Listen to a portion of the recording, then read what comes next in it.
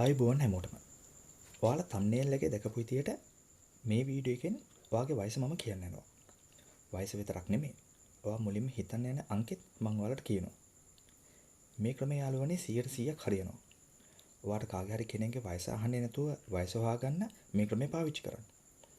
මුලින්ම මේක ඔයාට try කරලා බලන්න. හරි දැන් මම කියන විදියට step by step හරියටම කරන්න. මුලින්ම අංක 1ත් 9ත් අතර අංකයක් හිතාගන්න. දැන් මේ අංකය 2කින් ගුණ කරන්න. ඒ එන උත්තරයට 5ක් එකතු කරන්න. දැන් යාළුවනේ ඒ එන උත්තරය 50න් ගුණ කරන්න.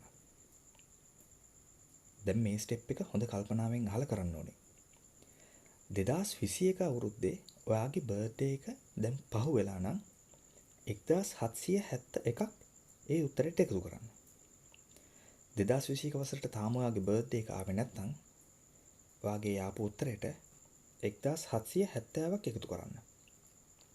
වර්ධ ගණන් නැතුව මේ ස්ටෙප් එක හරියටම කරන්න ඕනේ. හරි. දැන් ඔයාලේ ආපු උත්තරයෙන් ඔයාගේ උපන්දිනය අඩු කරන්න ඕනේ. ඔයා ඉපදුනේ 1995 නම් ඔයාට ආපු උත්තරෙන් 1995ක් අඩු කරන්න. දැන් ඔයාට අංක 3ක උත්තරයක් ලැබිලා ඇති. දැන් ඔය අංක 3න් පළවෙනි අංකය තමයි ඔයා මුලින්ම හිතාගත්ත අංකය. අනිත් අංක දෙක තමයි ඔයාගේ වයස. වැඩි හරි ගියා නේද? දැන් මේ ස්ටෙප් ටික ඔයාට වයස දැනගන්න ඕන ඔයාගේ යාළුවාට කරන්න කියන්න. අන්තිමටම එන අංක 3 විතරක් ඔයාගේ යාළුවාගෙන් අහගන්න. ඔයා දැන් එයාගේ වයස දන්නවා. වයස හරියනම් try එකක් දෙන්න.